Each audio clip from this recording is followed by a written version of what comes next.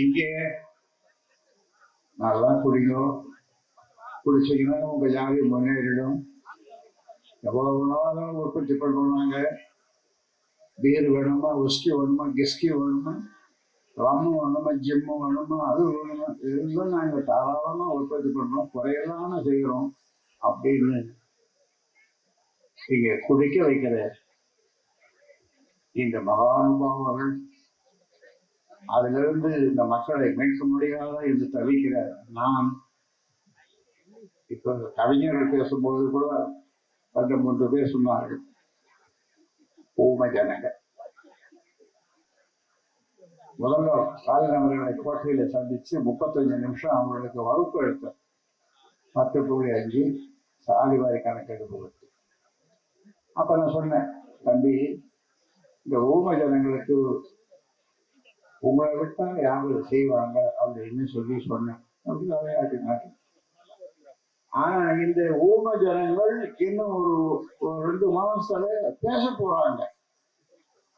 ஊமை ஜனங்கள் பேச போறாங்க. எப்படி பேசுவாங்கன்னா, நாடே கிடுகிடுக்க, நாடே ஸ்பந்திக்க. ஊமை ஜனங்களா இருந்தவங்களுக்கு இவ்வளவு தைரியம், துணிச்சல் எப்படி வந்ததுன்னு மற்றவங்க பேச, ஆட்சியில் இருக்கிறவர்களுடைய அவர்களுடைய இது சாய, குடை சாய, கோலோச்சுவது போதுமடா சாமி என்று விட்டு ஓட இந்த ஊமை ஜனங்களுக்கு தைரியம் வர அவர்கள் பேச போறாங்க.